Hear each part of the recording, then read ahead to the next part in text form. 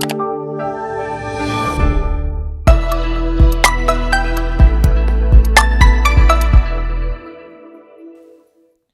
वालेकुम स्टूडेंट्स, क्या हाल हैं आपके। मेरा नाम है अबरार चौहान।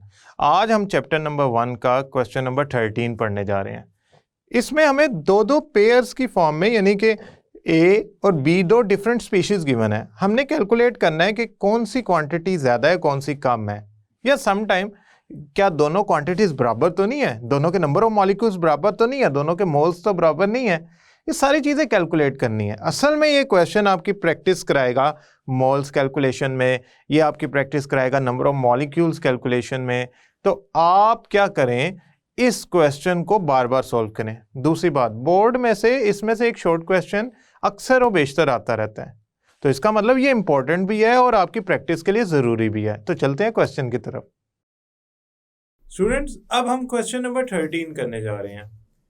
क्वेश्चन नंबर 13 में हमारे पास दो डिफरेंट सब्सटेंसेस गिवन होंगी विद डिफरेंट वैल्यूज। हमने ये चेक करना होगा इसमें से लार्ज क्वांटिटी कौन है, लेस क्वांटिटी कौन है, या दोनों इक्वल हैं सैंपल। सो इनके कंपैरिजन में कुछ कैलकुलेशंस करनी पड़ेंगी। ये कैलकुलेशंस आपका ना सिर्फ मोल्स, नंबर ऑफ मॉलिक्यूल्स और इनसे रिलेटेड कॉन्सेप्ट्स को क्लियर करवा देंगी, बल्कि आपकी प्रैक्टिस में भी मददगार साबित होंगी। सो मैं इसको पार्ट 1 ए पार्ट से शुरू करता हूँ और 1 बाय 1 सारों को परफॉर्म करता हूँ, रादर देन कि मैं इसको बता दूं कि ज़्यादा क्या है कम क्या है। हम इसको प्रॉपरली परफॉर्म करते हैं एज अ न्यूमेरिकल के तौर पे, और फिर हम चेक करते हैं कि हमारा आंसर क्या आता है। सो सबसे पहले तो हम पार्ट ए की तरफ चलते हैं। अकॉर्डिंग टू पार्ट ए, मैंने ऑक्सीजन मॉलिक्यूल के 0.4 मोल्स लिए हैं और ऑक्सीजन एटम के भी 0.4 मोल्स लिए हैं। तो इनके इंडिविजुअल पार्टिकल्स बराबर होंगे, यानी कि वो ये कहना चाह रहे हैं कि 0.4 मोल्स ऑफ ऑक्सीजन मॉलिक्यूल्स में जो मॉलिक्यूल्स की तादाद है, जो नंबर ऑफ मॉलिक्यूल्स हैं इस मोल्स के अंदर, क्या वो individual molecules of oxygen atom, यानी कि 0.4 मोल्स ऑफ ऑक्सीजन एटम जो है उसके अंदर जो तादाद है एटम्स की, क्या ये दोनों बराबर है या मुख्तलिफ है। मैं ऐसा करता हूँ, फाइंड करता हूँ 0.4 मोल्स ऑफ ऑक्सीजन मॉलिक्यूल्स कितने होते हैं, मॉलिक्यूल की तादाद कितनी होती है। मैं इसके लिए ब्लू कलर यूज कर लेता हूँ। मैं सबसे पहले फाइंड करता हूँ how many molecules of oxygen, यानी कि individual particles of oxygen, molecules of oxygen ही कहलाएंगे ना, इंडिविजुअल पार्टिकल्स ऑफ ऑक्सीजन इस सब्सटेंस के अंदर जो पहली है, इसे ए सब्सटेंस कह लें। तो इसमें how many molecules of oxygen are present in 0.4 mole, ये चेक करना है हमने। तो नंबर ऑफ मॉलिक्यूल्स किसके इक्वल होता है, मॉलिक्यूल्स किसके इक्वल होता है, फार्मूला क्या था, एवोगैड्रोस नंबर में याद करें, मैंने आपको लेक्चर में समझाया था, इक्वल होता है moles multiply by Avogadro's number. Now what moles we have 0.4 moles. तो मुझे कैसे पता लगा, स्टेटमेंट में गिवन है। एवोगैड्रोस नंबर कितने होते हैं, 6.02 10⁻23। तो मेरे पास आंसर क्या आया, मेरे पास आंसर आया इसका 2.4 10⁻23 मॉलिक्यूल्स। स्टूडेंट्स याद रखिएगा, ये मॉलिक्यूल्स आए हैं ऑक्सीजन के। इसको मैं हाईलाइट कर लेता हूं। अच्छा, अब मैं फाइंड करता हूं कि ऑक्सीजन एटम्स कितने होते हैं 0.4 मोल्स में, यानी कि जो सेकंड सब्सटेंस बी सब्सटेंस मेरे पास गिवन है, इसमें ऑक्सीजन एटम्स कितने होते हैं। So how many individual particle oxygen atoms के, और इसके बी सब्सटेंस के अंदर एटम्स ही होंगे, तो हाउ मैनी इंडिविजुअल पार्टिकल्स, यानी कि एटम्स सब्सटेंस बी के अंदर of oxygen are present in 0.4 moles. तो नंबर ऑफ एटम्स निकालने का भी फार्मूला यही है, number of atom of any substance equal होते हैं, आप याद करें वो इक्वल होते थे moles of that atom multiply by Avogadro's number. Moles कितने गिवन है हमारे पास 0.4, एवोगैड्रोस नंबर कितने गिवन है 6.02 10⁻23। अगेन आंसर आ गया 2.4 10⁻23। ये एटम्स हैं, individual particle of substance B.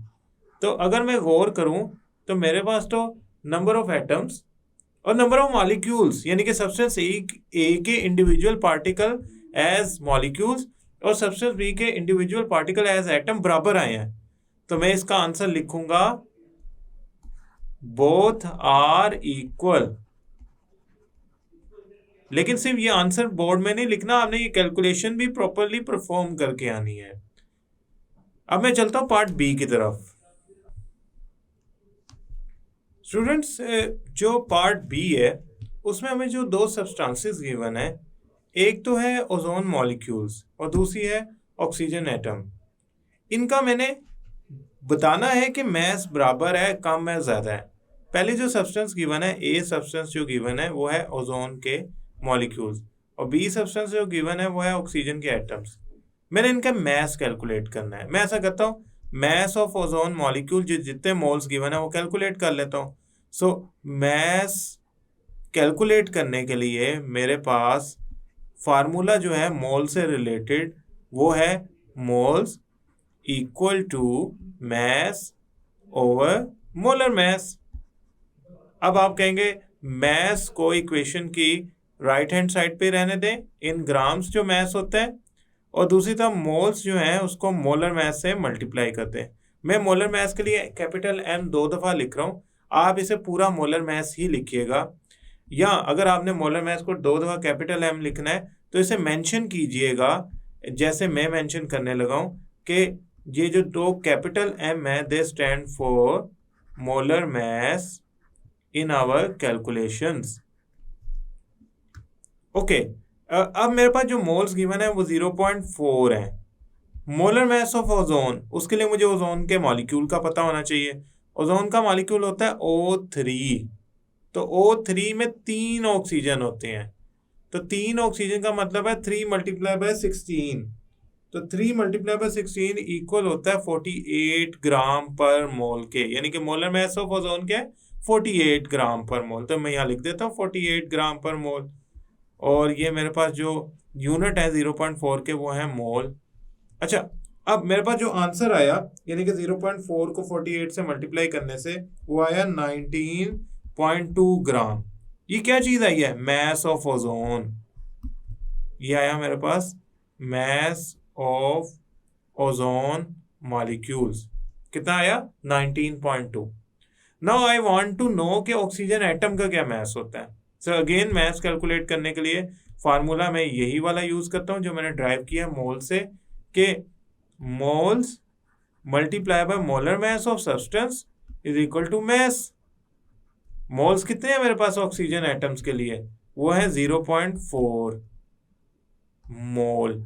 Okay, मेरे पास मोलर मैस क्या है, मोलर मैस ऑफ ऑक्सीजन क्या होगा, ऑक्सीजन खाली O एटम होता है और उसका मोलर मैस होगा 16। तो मैं यहाँ लिख देता हूँ 16 ग्राम पर मोल। ये ऑक्सीजन मॉलिक्यूल नहीं है, ये ऑक्सीजन एटम है। अगर ऑक्सीजन मॉलिक्यूल होता तो मैं O2 लिखता। तो मेरे पास जो आंसर आया इसका वो आया 6.4 ग्राम मैस। नाउ स्टूडेंट्स, आप गौर करें तो जो मेरे पास मैस ऑफ ऑक्सीजन एटम्स आया है वो है कम और मैस ऑफ ओजोन जो आया है वो है ज़्यादा। सो अगर मैं दोनों के 0.4 मोल्स ले लूं तो मैस ऑफ ओजोन मॉलिक्यूल ज़्यादा होगा। सो मैं यहाँ आंसर लिखता हूँ ozone has greater mass. Ozone का मैस क्या है, ग्रेटर है, वो मुझे पता लग गया कैलकुलेशन से। अब हम चलते हैं नेक्स्ट पार्ट की तरफ। स्टूडेंट्स, इसके अंदर हमारे पास 2 सब्सटेंसेस गिवन है, एक है C2H4 ईथीन और दूसरी हमारे पास है आयोडीन के मॉलिक्यूल्स। सो मैं ऐसा करता हूँ, इसको हाईलाइट कर लेता हूँ। ये सब्सटेंस A है, ये सब्सटेंस B है। हमसे ये पूछा जा रहा है कि ए और बी सब्सटेंस के अंदर किसका मास ज़्यादा है या दोनों का बराबर है, या इनमें जो मास है उसकी जो वैल्यू है वो इथीन की ज़्यादा है या आयोडीन की, ये हमें पता लगाने के लिए इनकी कैलकुलेशन करनी पड़ेगी। सो मैं ऐसा करता हूँ, सबसे पहले तो C2H4 का जो मास है वो कैलकुलेट करता हूँ, देन मैं आयोडीन का कर लूँगा। हमारे पास जो वैल्यूज़ आएंगी उधर से अंदाज़ा हो जाएगा कि कौन ग्रेटर है कौन लेसर है। सो लेट्स गो टूवर्ड्स कैलकुलेशन।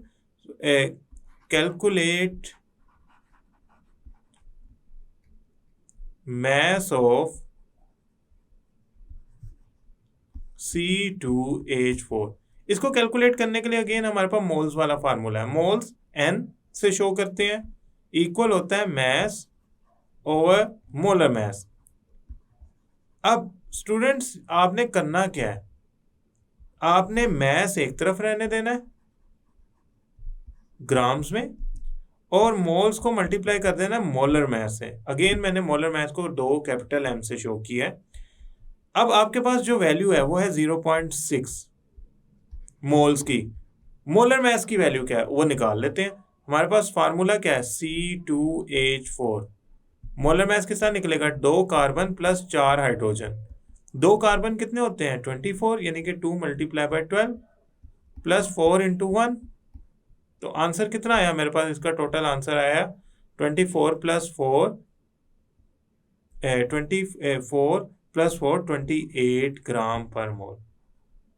मैं यहाँ लिख देता हूँ 28 ग्राम पर मोल। जो आंसर आएगा मेरे पास वो ग्राम में आएगा, तो इसका जो आंसर आया वो आया 16.8 ग्राम्स। ये किसका मास आया, C2H4 का। ये ले, अब मैं सब्सटेंस बी की तरफ चलता हूं, वो है मेरे पास आयोडीन। आयोडीन का जो मास है वो कैलकुलेट करने के लिए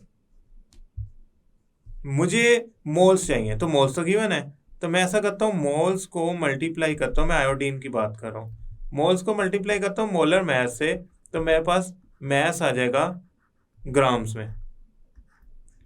मोल्स आए हैं मेरे पास 0.6। नाउ I2 का मोलर मास निकालना है।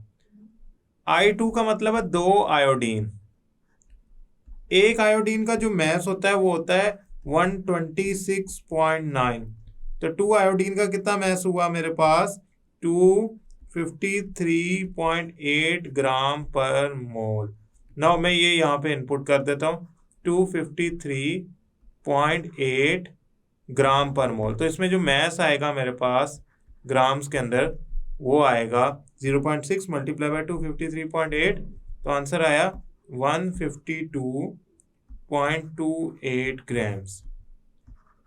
अब दोनों में अगर मास का कंपैरिजन किया जाए तो आयोडीन का जो मास है वो बहुत ज़्यादा है C2H4 इथीन के मास से। तो इन दैट केस आप कहेंगे आयोडीन हैज़ ग्रेटर मास, यहाँ पे लिख देते हैं iodine has greater mass than that of C2H4। now students हम चलते हैं नेक्स्ट पार्ट की तरफ। स्टूडेंट इस क्वेश्चन के अंदर इंडिविजुअल पार्टिकल्स फाइंड करने, यानी कि N2O4 के कितने मॉलिक्यूल्स हैं, सल्फर डाइऑक्साइड के कितने मॉलिक्यूल्स हैं गिवन ग्राम में। अब नंबर ऑफ मॉलिक्यूल्स फाइंड करने के लिए नंबर ऑफ मोल्स फाइंड करने पड़ेंगे। सो इवेंचुअली मेरे पास जो सब्सटेंस ए है उसका मास गिवन है, सब्सटेंस बी है उसका मास गिवन है, तो मैं आसानी से इनके नंबर ऑफ पार्टिकल्स निकाल सकता हूँ। सो लेट्स फाइंड मॉलिक्यूल्स यानी कि इंडिविजुअल पार्टिकल्स ऑफ N2O4। उसके लिए हम क्या करते हैं, यहाँ पे लिखते हैं नंबर ऑफ मॉलिक्यूल्स निकालने के लिए फार्मूला क्या था हमारे पास, moles multiply by Avogadro number. So पहले मोल्स निकाल लेते हैं। Moles is equal to mass over molar mass. Again मैं मोलर मास को 2 कैपिटल M से लिख रहा हूँ, आप इसे पूरा मोलर मास भी लिख सकते हैं। मास हमारे पास गिवन है 4 ग्राम ऑफ N2O4। N2O4 का मोलर मास निकालना है।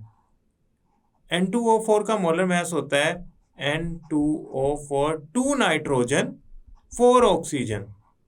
तो अगर आप इसको कैलकुलेट करेंगे 2 नाइट्रोजन 4 ऑक्सीजन को, तो 2 multiply by 14 plus 4 multiply by 16 which comes to be 92 gram per mole. ये आ गया मोलर मास। मैं यहाँ लिख देता हूँ डिवाइडेड बाय 92 ग्राम पर मोल। इसका आंसर कैलकुलेट करें तो हमारे पास आता है 0.04347 moles. So number of molecules क्या होंगे?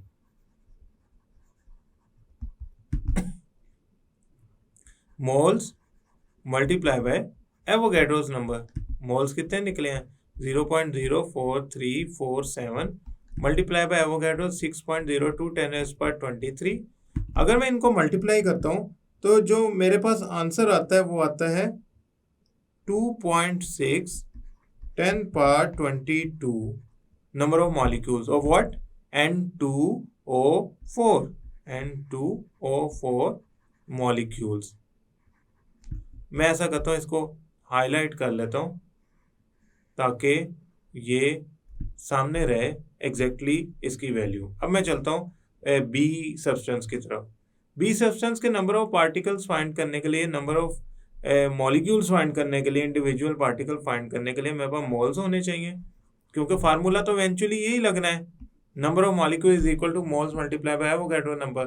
तो moles of sulphur dioxide find करने के लिए मैं क्या करता हूँ, मैस को molar mass of sulphur dioxide से डिवाइड कर देता हूँ। मैस कितना है मेरे पास? 3.3 ग्राम। मोलर मैस कितना है सल्फर डाइऑक्साइड का? कैलकुलेट कर लेते हैं हम। सल्फर डाइऑक्साइड का मोलर मैस, सल्फर 2 ऑक्सीजन, यानी कि 32 plus 32 is equal to 64 gram per मोल। तो यहाँ मैं लिख देता हूँ 64 ग्राम पर मोल। तो मेरा आंसर आया 3.3 डिवाइडेड बाय 64,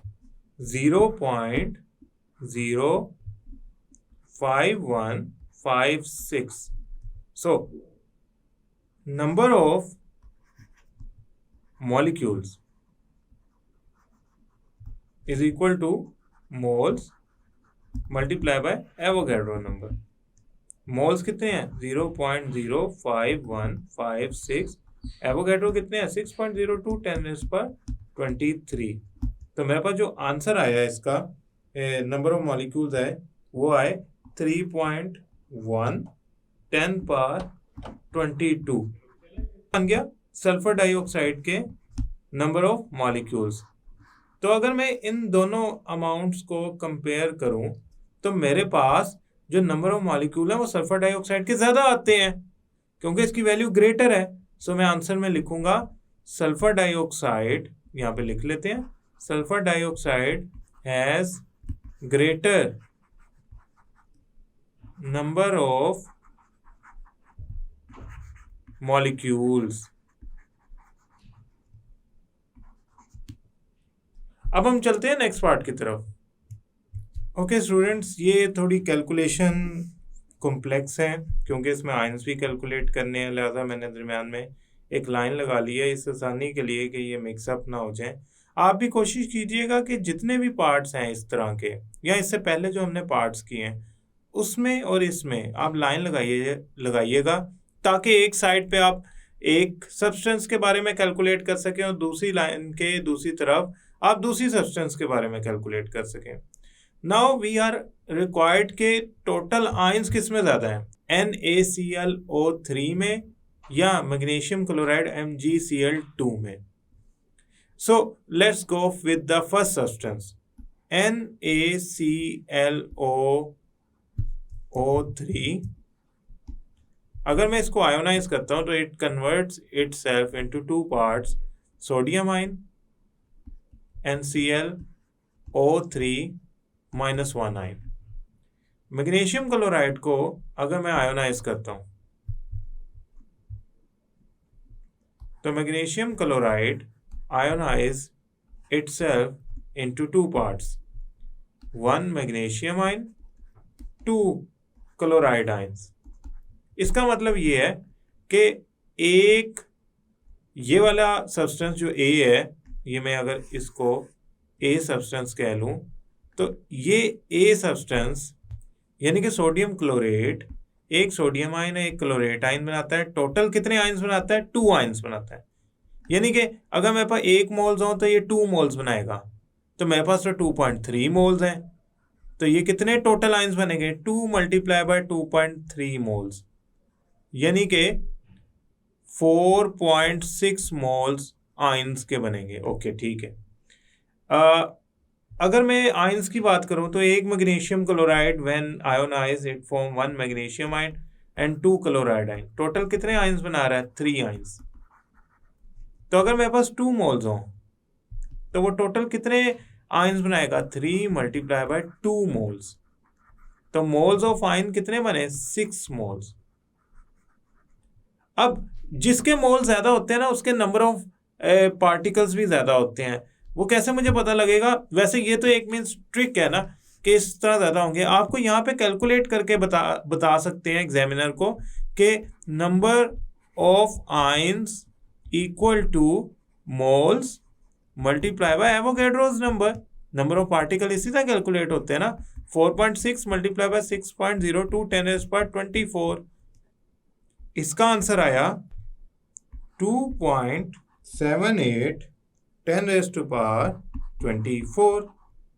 ये आयन्स आए सोडियम क्लोरेट के।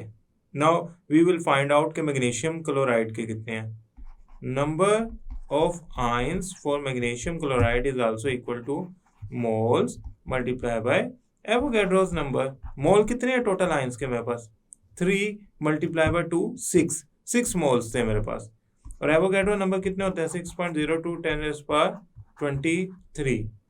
तो मेरे पास जो आंसर आएगा वो आएगा 3.612 10⁻24।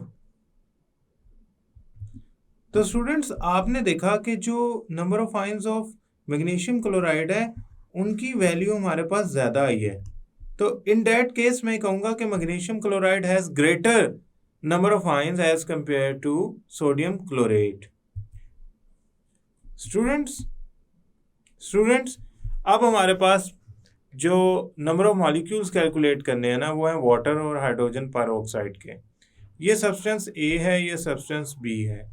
तो मैं फाइंड करता हूँ number of molecules in water कितने होते हैं। तो उसके लिए मुझे फार्मूला चाहिए moles multiply by Avogadro number का। अब मैं ना डायरेक्ट मोल की भी कैलकुलेशन यहीं पे करने लगा हूं, ताकि आपको अगर स्टेप बाय स्टेप पहले मोल्स कैलकुलेट करते थे फिर नंबर ऑफ मॉलिक्यूल्स कैलकुलेट करते थे, मैं थोड़ा सा पैटर्न चेंज करने लगा हूं। मैं यहीं पे मोल्स कैलकुलेट करूंगा। तो मोल्स किसके इक्वल होते हैं? Given mass divided by molar mass of substance multiply by Avogadro 6.02 10⁻23। अब आप कहेंगे गिवन मास है 11 ग्राम। मोलर मास कैलकुलेट करने के लिए वाटर का फार्मूला लिखें H2O, 2 हाइड्रोजन प्लस 1 ऑक्सीजन।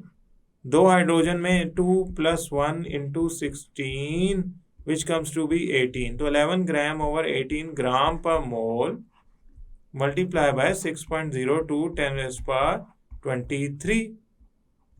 तो मेरे पास जो नंबर ऑफ मॉलिक्यूल्स आए वो आए 3.67 मल्टीप्लाई बाय 10⁻23। अब मैं यही कैलकुलेशन अप्लाई करता हूँ फॉर हाइड्रोजन पेरोक्साइड यानी कि सब्सटेंस बी के लिए। यही कैलकुलेशन अप्लाई करता हूँ। तो number of molecules is equal to moles multiply by Avogadro's number. Now moles का फार्मूला क्या था? Mass over molar mass. और एवोगैड्रोस नंबर की वैल्यू क्या थी? 6.02 10⁻23। मेरे पास मैस कितना गिवन है? मैस मेरे पास गिवन है 11 ग्राम। सेम मैस गिवन है, लेकिन मोलर मैस इस दफा चेंज हो जाएगा, क्योंकि मेरे पास जो मोलर मैस बनेगा वो बनेगा H2O2 का 2 हाइड्रोजन प्लस 2 ऑक्सीजन, यानी कि 2 × 1 प्लस 2 × 16। तो 32 + 2 is equal to 34 gram per मोल। तो यहाँ मैं लिख देता हूँ 34 ग्राम पर मोल मल्टीप्लाई बाय 6.02 10⁻23। तो तो मेरा आंसर आया नंबर ऑफ मॉलिक्यूल्स के अंदर 1.92 10⁻23। तो ये आ गए हाइड्रोजन पर ऑक्साइड के मॉलिक्यूल्स, ये आ गए वाटर के मॉलिक्यूल्स। तो इनमें से ज्यादा किसके हैं? डेफिनेटली वाटर के ज्यादा है, क्योंकि उसकी वैल्यू लार्ज है। तो यहां से मैंने ये अंदाजा लगा लिया कि मेरे पास जो गिवन मैस हो ग्राम्स में, तो मैंने जब कैलकुलेशन की तो वाटर के नंबर ऑफ मॉलिक्यूल ज्यादा आए। यहां पे एक हिंट देखिएगा, अगर सेम ग्राम्स गिवन हो, यानी कि सेम मैस गिवन हो आपका, तो जिसका मोलर मैस ज्यादा होता है, जिसका मोलर मैस ज्यादा होता है, उसके नंबर ऑफ मॉलिक्यूल्स कम होते हैं। यानी कि अगर आपके पास दो सब्सटेंसेस का सेम मैस गिवन है और एक सब्सटेंस का मोलर मैस ज्यादा है, तो उसके नंबर ऑफ मॉलिक्यूल्स कम होंगे। क्यों? उसके मोल्स कम होंगे। अब चलते हैं अब नेक्स्ट पार्ट की तरफ।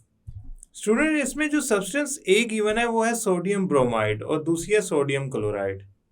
वो पूछना चाह रहे हैं सोडियम आयन किस में ज्यादा है। तो मैं दोनों के नंबर ऑफ मोल्स फाइंड करता हूँ, दोनों के नंबर ऑफ मॉलिक्यूल्स फाइंड करता हूँ, तो मुझे वहां से अंदाजा हो जाएगा कि इसमें सोडियम आयन ज्यादा है। क्यों? दोनों में सोडियम आयन जो है अपेरेंटली अगर मैं इनको आयोनाइज करूं तो दोनों एक एक सोडियम आयन बना रहे हैं। मतलब सोडियम ब्रोमाइड को अगर मैं आयोनाइज करूं तो ये एक सोडियम आयन और एक ब्रोमाइड आयन बनाएगा। सोडियम क्लोराइड को अगर मैं आयोनाइज करूं तो सोडियम क्लोराइड भी एक सोडियम आयन और एक क्लोराइड आयन बनाएगा। तो अपेरेंटली जो इसके मोल्स आएंगे वही सोडियम के मोल्स आएंगे और वही सोडियम के नंबर ऑफ आयन्स आएंगे। तो मैं अगर सोडियम ब्रोमाइड या सोडियम क्लोराइड दोनों के नंबर ऑफ मॉलिक्यूल्स फाइंड कर लूं, वैसे ये चूंकि आयनिक कंपाउंड है लिहाजा मुझे नंबर ऑफ मॉलिक्यूल्स के बजाय सही लफ्ज अगर मैं बोलूं तो फार्मूला यूनिट्स, आयनिक कंपाउंड है ना, तो इसके फार्मूला यूनिट्स फाइंड करने पड़ेंगे। तो उसके लिए बड़ा आसान काम है, मैं इसके नंबर ऑफ मोल्स फाइंड कर लेता हूं, वहां से अंदाजा हो जाएगा कि इसमें कितने सोडियम है। तो सोडियम ब्रोमाइड के फॉर्मूला यूनिट्स, यानी कि आप उसे इक्विवेलेंट तो वैसे मॉलिक्यूल कह नहीं सकते, लेकिन सिर्फ आपको समझाने के लिए कि ये इंडिविजुअल पार्टिकल्स का जो कॉन्सेप्ट था ना वो मॉलिक्यूल्स और एटम पे लगता है। इस तरह हम यहाँ पे आयनिक कंपाउंड का जो सबसे छोटा यूनिट कंसीडर करते हैं फार्मूला यूनिट, वो भी इसी तरह ही कैलकुलेट होता है, moles multiply by Avogadro number. हमारे पास मोल्स कितने गिवन है? 0.5। एवोगैड्रो नंबर क्या होता है? 6.02 10⁻23। तो मेरे पास आंसर आया इसका 3.01 10⁻23।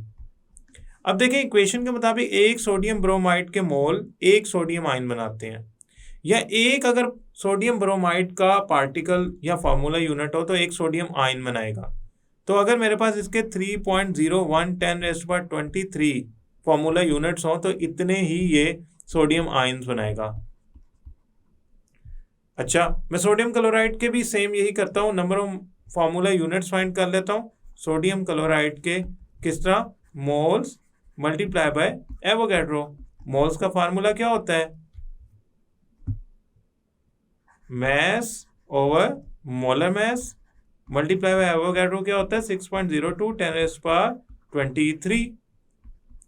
मैस कितना गिवन है मेरे पास? मैस तो मेरा किलोग्राम में है, मुझे तो इसे ग्राम में कन्वर्ट करना पड़ेगा। ग्राम में कन्वर्ट करने के लिए मैस को 1000 से मल्टीप्लाई करें।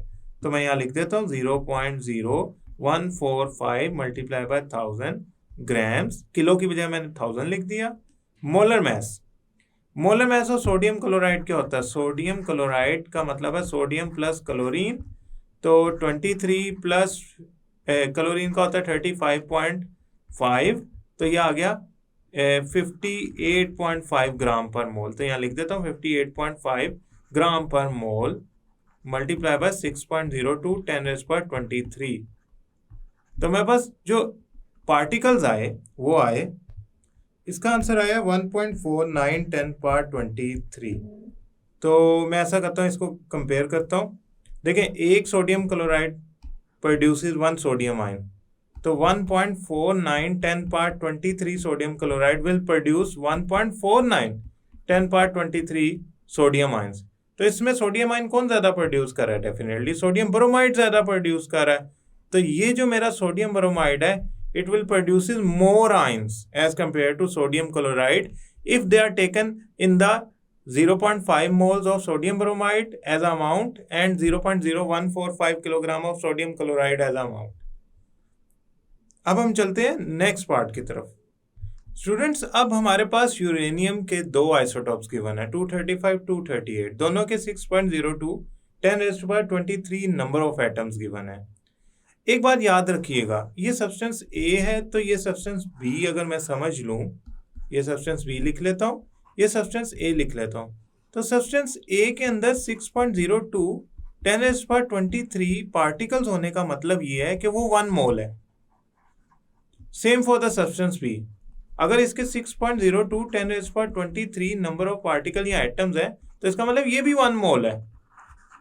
और 1 मोल ऑफ द सब्सटेंस, मतलब 1 मोल ऑफ यूरेनियम 235 का मतलब है 1 मोल ऑफ यूरेनियम 235 का मतलब है कि हमने यूरेनियम का 235 ग्राम मैस लिया था तो 1 मोल आंसर आया था. तो इसका मतलब इसमें इतना मैस है. और 1 मोल ऑफ यूरेनियम 238 का मतलब ये है कि हमने 238 ग्राम यूरेनियम 238 ग्राम लिया था तो हमारा यूरेनियम 238 आइसोटॉप का 1 मोल आया था. यानी कि जो मोलर मैस होता है अगर उतनी ग्रामेज ले ली जाए, ग्राम में ले लिया जाए तो 1 मोल आंसर आ जाता है. तो इसका मतलब इस दोनों का कंपैरिजन करूं तो इसके इतना मैस 1 मोल की इक्वल है, इसका इतना मैस 1 मोल की इक्वल है. तो दोनों में ज्यादा मैस किसका है? यूरेनियम 238 का, क्योंकि उसमें इतने पार्टिकल्स होते हैं 1 मोल में. तो मैं कहूंगा यूरेनियम 238 हैज हायर या ग्रेटर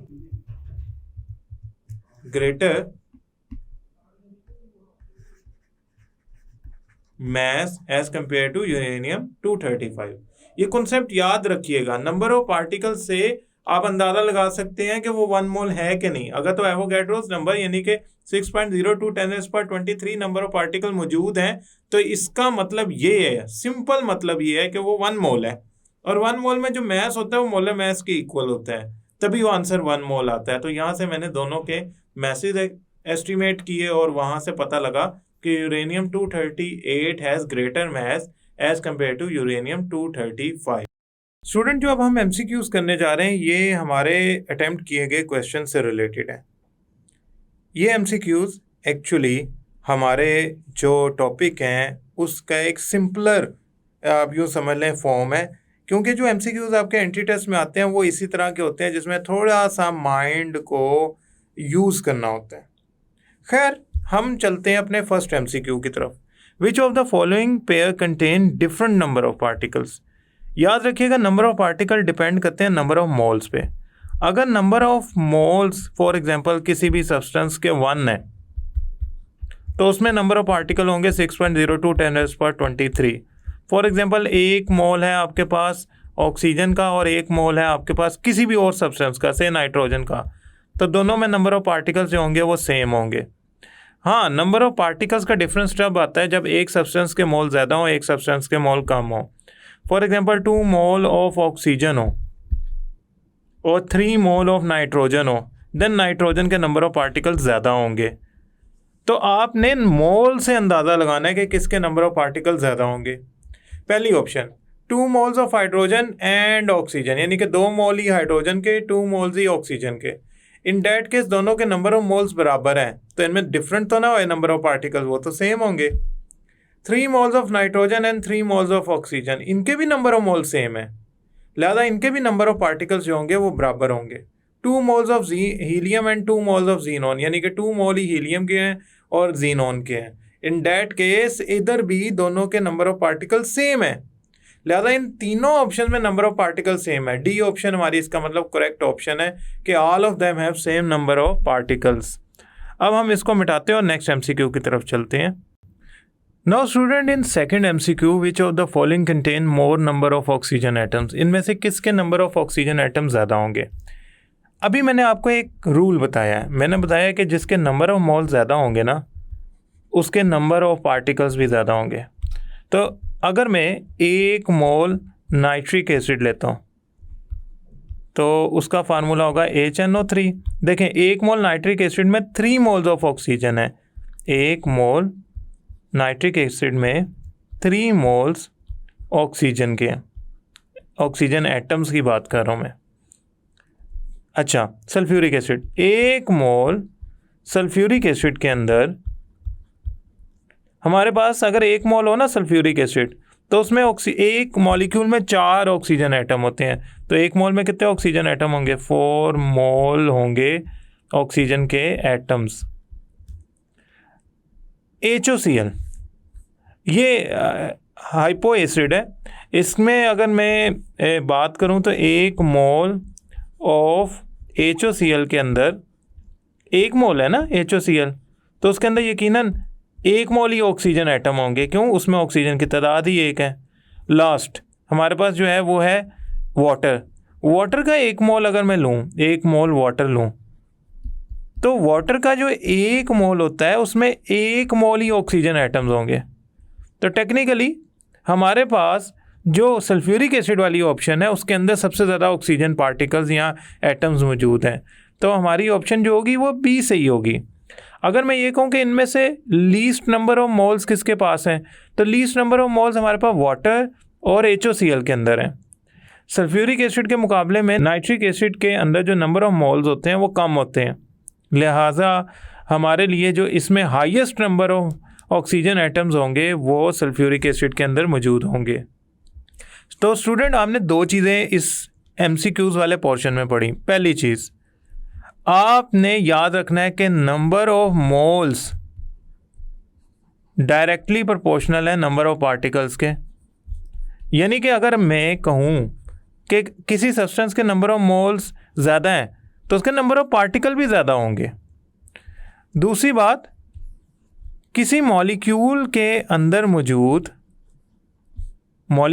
मौजूद नंबर ऑफ एटम्स का अंदाज़ा आप लगा सकते हैं अगर आपके पास number of moles of molecule पता हो। फॉर एग्जांपल, मैं सल्फ़र ट्राईऑक्साइड लेता हूँ और मैं देखना चाहता हूँ सल्फ़र ट्राईऑक्साइड के 1 मोल में कितने ऑक्सीजन एटम्स हैं। तो अगर मैं 1 मोल SO3 लेता हूँ तो उसमें जो ऑक्सीजन होंगे ना, ऑक्सीजन एटम्स होंगे वो 3 मोल होंगे। मुझे कैसे पता लगता है? जो ऑक्सीजन के साथ वैल्यू लिखी होती है, फिगर लिखी होती है, मैं उसको number of moles of those molecule से मल्टीप्लाई कर देता हूँ, तो मेरे पास ऑक्सीजन के जो आएंगे वो 3 मोल्स आएंगे। इसी तरह मैंने सल्फ्यूरिक एसिड की जब कैलकुलेशन की तो मुझे पता लगा सल्फ्यूरिक एसिड के अंदर 4 मोल ऑफ ऑक्सीजन एटम है। So it has the highest number of moles of oxygen atom. Students, जब आप ये क्वेश्चन सॉल्व कर रहे थे तो आपने देखा हमने पूरा प्रोसीजर फॉलो किया। हमने रफ में कैलकुलेशंस करके सिर्फ आंसर नहीं लिखना, हमने कैलकुलेशन शो करनी है ताकि एग्जामिनर को पता हो कि हमें मोल्स निकालने आते हैं, मैस निकालने आते हैं, हमें नंबर ऑफ मॉलिक्यूल्स भी निकालने आते हैं और हमें पता है कि किसका आंसर बड़ा है किसका छोटा है। आप अगर क्वेश्चन का आंसर लिखाएंगे और उसकी कैलकुलेशंस नहीं शो करेंगे तो कोई फ़ायदा नहीं है, आपको पूरे मार्क्स नहीं मिलने लगे। तो लिहाजा आप इसको प्रॉपरली परफॉर्म करें, प्रैक्टिस करें कि कौन सी वैल्यू लार्ज आती है, किसकी वैल्यू स्मॉल आती है, क्यों आती है, वो कैलकुलेशन बताएंगी। तो मैं उम्मीद करता हूँ आप इसे प्रैक्टिस करेंगे। नेक्स्ट लेक्चर तक के लिए अल्लाह हाफिज़।